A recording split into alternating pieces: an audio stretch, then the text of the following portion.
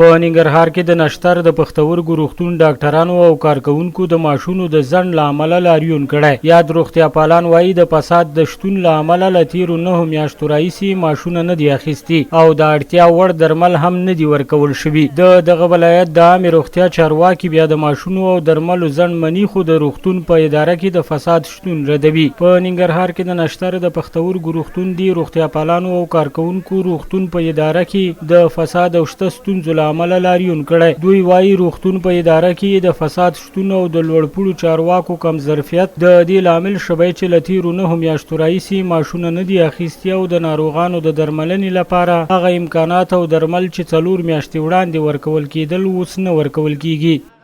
خبره ده چې دغه مواد چې کوم دي دا تقریبا د 9 میاشتو راهیسې موجود نه دي او مریضان موږ په یو شکل او بل شکل باندې مسد تداوی کوو او یا یې مسد غولو. لنډه خبره به دا کوو. بله هم دا خبره د پرسونل ده. د پرسونل 9 میاشتې کېږي د تېر جدي میاشتې را په دې خوا چې مالي کال شروع شوی دی زمونږ د ډاکټرانو پرسونل په مجموع کې ټول پرسونل معاشات بند دي.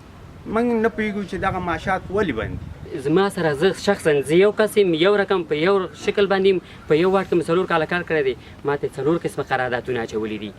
په اداره کې کاملا فساد دی، ډیر زیات مشکلات پکې دي. دلته چې د 8 میاشتې کېږي موږ ته معاش نه دی راکړی. دغه د 9 میاشت هم شروع کېږي، کله په یو جمعه وغولئ، کله په بله جمعه وغولئ، کله په بله جمعه.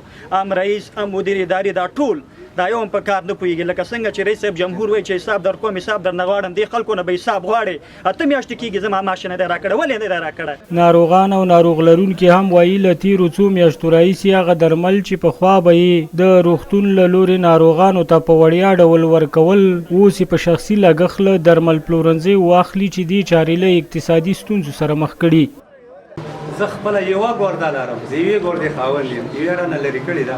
نن معنې نه چې راغلم ډاکټر صاحبانو حساب کړی، ټول بهر ولاړو او خبر شو چې دا څه چل شوی دی. دلته بعضې خلکو ویلي چې 9 میاشتې کېږي چې دوی ته معاش نه دی ورکړی شوی.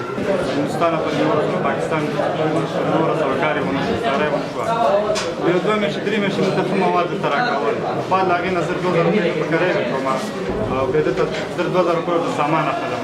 سامان سره دې سره متاثر مخامخ یو ځل ټول مریضانو سره مخامخ دي. اوس هم نه رسیږي.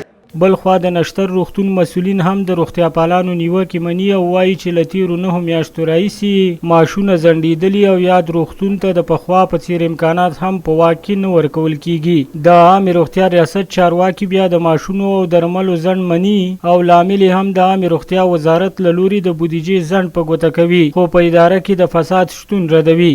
هغه د دواګانو یا ضرورتونه چې د ناروغانو دي طبعا هغه هم موږ نشو خریداري کولی ځکه چې زموږ بودیجه موږ ته نه انتقالېږي. نو یو څه مشکلات شته دي او یو بعضې دواګانې چې زموږ د تېر کال څخه پاتې دي هغه یو څه مشکلات پرې حلېږي، خو پوره دواګانې موږ نه. حد اقل دغه ستونزه شته. د ټوله مسله هم دغه بودیجې ته ماتله ده چې له خیره سره بودیجه راشي او دوی خپل هغه کوم پاتې ادویات چې دي دوی مکمل کړي. پاتې د ادارې د مسایلو شوه چې ځینو ملګرو دلته ادعا لرله چې اداره کې یو څه ستونزه شته او که چېرته دغه ستونزه پیدا کېږي او دا مستند کېږي او اسناد لاسته راځي نو طبعا د عامې روغتیا ریاست به غلی نه کښېني، حتما به اقدام کوي او هر هغه څوک چې ګرم بلل کېږي څارنوالۍ ته به معرفي. دا په داسې حال کې ده چې 2 میاشتې وړاندې د ننګرهار حوزوي روغتون کارکوونکو او روغتیا پالانو هم د ماشونو د ځنډ له امله کاربندیز کړی و چې د ستونزو د حل په برخه کې د چارواکو له ژمنو وروسته کاربندیز پای ته ورساوه.